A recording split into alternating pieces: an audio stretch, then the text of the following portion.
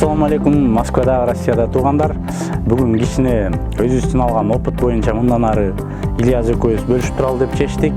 Биринчиси бизнес, предпринимательство жана ошондой эле конкретно бир направленияны алып, ошол направлениянын аягына чейин чукуп сиздерге тартуулап берели деген биздин максат. Бул максатта буюрса бүгүнкү темабыз Москвада бизнес кылам дегендердин көбү общепит, то есть ресторан, шаурма, кафе, халал кафе. Ошонун баарын биз өзүбүз 10 чакты кафе анализировать этип жардам бергенге ачканга жардамдаштык жана өзүбүз бир 5 ачып көрдүк. Ошондон тышкары келген бүтүм жана ой боюнча сиздер менен так жана туура бөлүшүп коеюн деп чечтим. Эгер кафе, ресторан ачабыз десеңиздер, баардыгыңыздарга керектүү информация беребиз. Биринчиден, кафе ачыш үчүн же ресторан ачыш үчүн эмне кылыш керек? Кафе, ресторан. Кафе ал просто жөнөкөй эле чай ичип кете турган жер. Ресторан болсо отуруп бийлей турган же болсо тынч отура турган жер, аны ресторан деп аталат. Эми биз үчүн анын айырмасы деле жок. Азыр көбүнчө акыркы 3-4-5 жылдан бери популярный халал кафеси болуп атат. Анан халал кафесин ачканда баарыңыздарга, бетиңиздерге айтайын жана ачык айтайын, аябай көп доход түшпөйт. Кафе ачып, халал кафеден миллионер болуп кеткен адамдарды көрө элекпиз. Көбүнчөсү эле арендасын төлөй албай же бир айдан экинчи айга чыгып сотрудниктердин акчасын төлөй албай жүргөндөр да аз эмес. Ошондуктан бирок айта кетчү нерсе, эгер ишти туура алып барсаңыздар, баары жакшы болот. Биринчиден ООО же ИП керек. Договор түзүп иштегенге. Экинчиден помещение керек. Помещение бул ресторанный бизнесте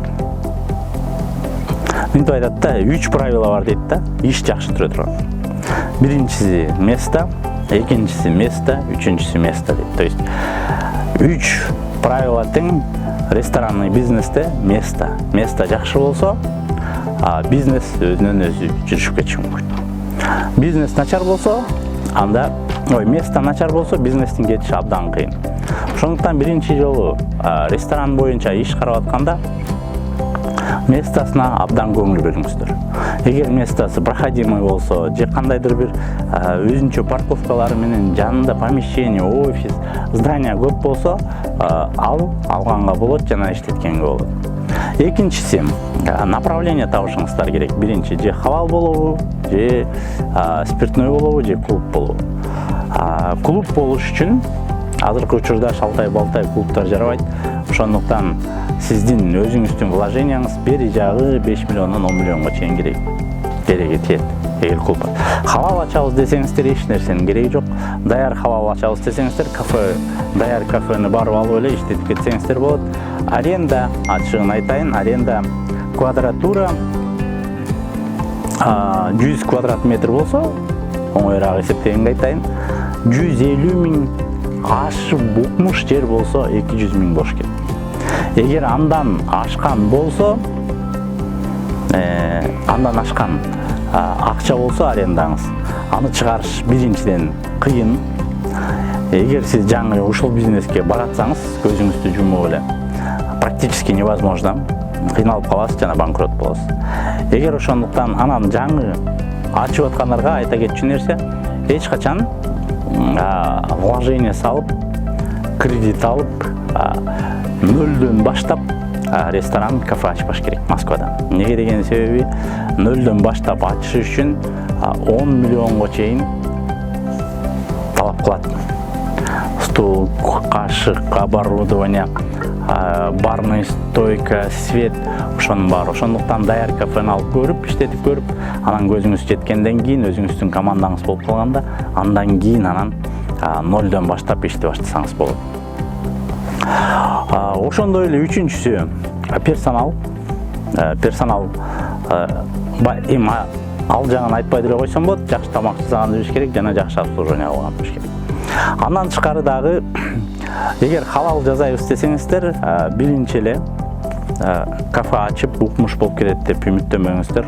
6 ай бери жагы плюс-минус септеп өзүн жаап иштейсиздер, анан 6 айдан кийин кетиш керек. Эгер 1 жылга чейин өз үзүрүн берип укмуш акча алып келип же болбосо жаныңыздан акча кошпой өзүнөн өзү иштеп айына бир 100 миңге чейин алып келе турган болсо, анда иштете бериңиз.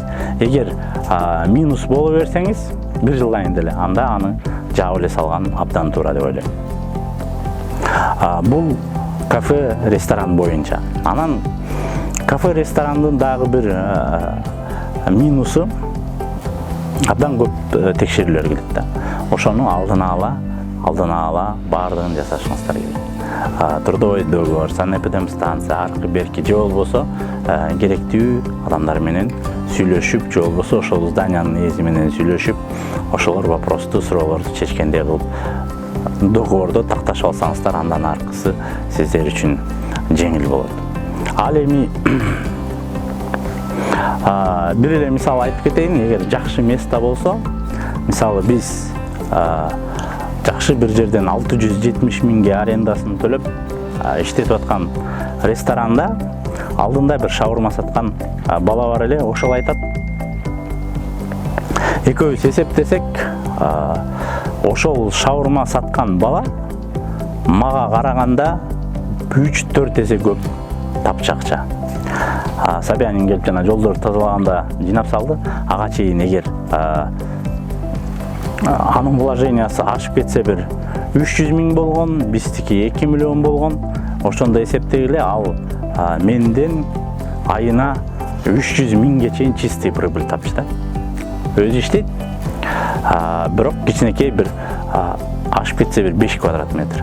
Биздики болсо 600 квадрат метр, 670 миң аренда, бирок ошол тапкандай табалчу эмеспиз да. Эмнеге? Анткени аренда кымбат. Ошондуктан шак эле түптүз эле барып, сөзсүз эле арендасы чоң жер алып эмес, кички жерден эбин тапканды билсеңиздер, 10 эсе, 100 эсе көп тапканга мүмкүнчүлүктөр бар, жана сет кылып ачканга да мүмкүнчүлүктөр бар. Ошо жагын карап коюңуздар. Андан тышкары дагы анан бир жер көрүп, башында бизнес баштаарда, кафе ресторан баштаарда на эмоциях алдырып ишиңиздер мүмкүн да. Ошондуктан жерди көргөндөн кийин сөзсүз түрдө ага дагы салыштырмалуу 3 жерди көрүп, 4 жерди көрүп, анан холодный, муздак акыл менен ойлонуп, башынан аягына чейин эсептеп туруп, анан ачканыңыздар абдан туура деп ойлойм. Бирок кыргыздар көбүнчө учурда наура эле ачабыз. Кээде ошол наурабыздагы бир 10%-тин наурасы иши ийгиликтүү болуп кетет да. Ошондуктан эгер өзүңүздөрдүн интуицияңыздарга ишенсеңиздер, эч кимге акылдашпай эле түз эле ача берсеңиздер болот. Эгер хороший аналитика жүргүзүп, точно заранее хотя бы 50 на 50 билгибиз келебиз десеңиздер, анда бөлөк нерселерди да изилдеп көрсөңүздөр болот. Ошол кафе ачыш үчүн биринчи, дагы бир жолу айтайын, место, экинчи жолкусу место, үчүнчү жолкусу место. Экинчи жолкусу халал же арак сатыла турган нерсе. Эми Москвада халал менен айтам, ачыгын айтканда, лагмандын порциясы менен казан кебаптын порциясынан ашып кетсе 10-20% сиздерге калат. Калганы арендага, персоналга, поварларга, этке, ошондой эле бакалей аркы беркисинен бөлүнүп эгер бөлүп келсеңиздер, ар бир порциядан 10-20% түшүшү мүмкүн. Кээ бир учурда түшпөй минуста болуп калышыңыздар мүмкүн да. Анткени тамакка аябай аз эле навар кошулат.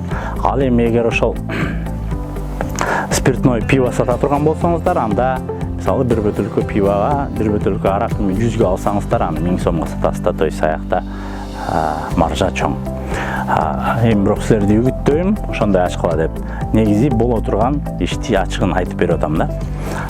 Ошол эле учурда шампанскийди эсептесеңер, бир шампанскийди 100 алган шампанскийди 1,5 миңге сатасыздар да.